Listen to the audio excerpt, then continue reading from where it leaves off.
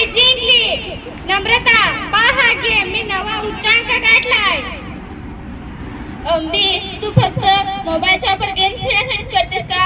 अभ्यासासाठी कधी करतेस की नाही?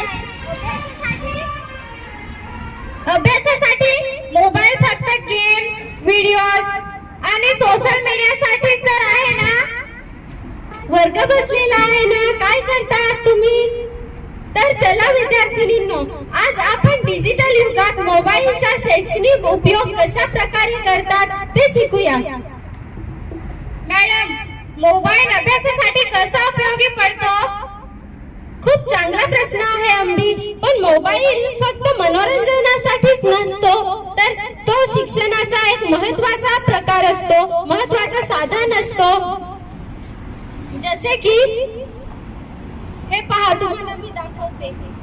कॅल्क्युलेटर गणित सोडवण्यासाठी, डिक्शनरी ऍप आहे नवीन शब्द समजण्यासाठी, ई पुस्तक ऍप आहे शैक्षणिक संदर्भासाठी.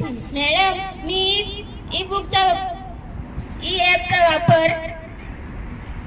वापर किंडल मॅडम, मी ई बुक वाचण्यासाठी किंडल ॲपचा वापर करते आणि नोट्स काढण्यासाठी गुगल कीपचा उपयोग करते. खूप छान नम्रता. अजून तुम्ही कोणकोणत्या ऍप्सचा वापर करता? मॅडम, मी स्टेप फ्री ॲपचा उपयोग माझा मोबाईल वेळ नियंत्रण करण्यासाठी करते. अरे वा, मला तर याबद्दल माहितीच नव्हते. पण लक्षात ठेवा, मोबाईल वापरताना काही नियम पाळावे लागतात, जसे की गोपनीयता. फक्त सुरक्षित ऍप्स डाउनलोड करा आणि तुमची माहिती गोपनीय ठेवा. वेळेचे व्यवस्थापन, फक्त अभ्यासासाठीच मोबाईल वापरा आणि सायबर सुरक्षा, अनोळखी मेसेज किंवा ऍप्स उघडू नका.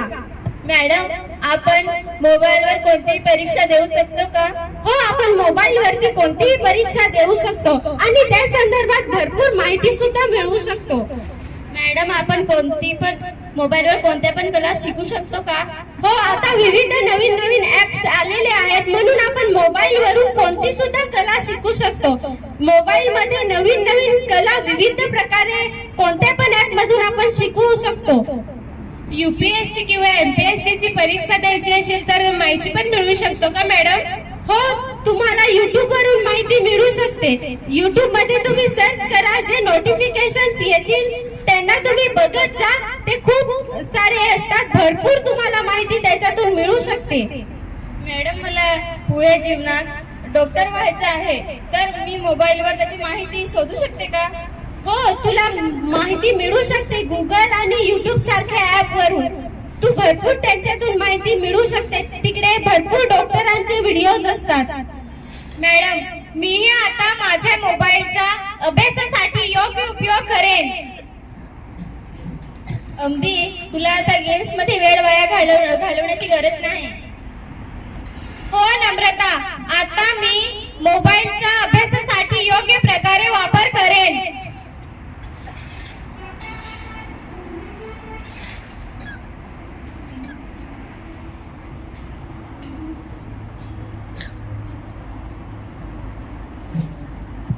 मोबाईलचा योग्य वापर हा शिक्षणासाठीचा पूल आहे. चला डिजिटल युगात साक्षर होऊया आणि ज्ञानाचा वापर करूया. धन्यवाद.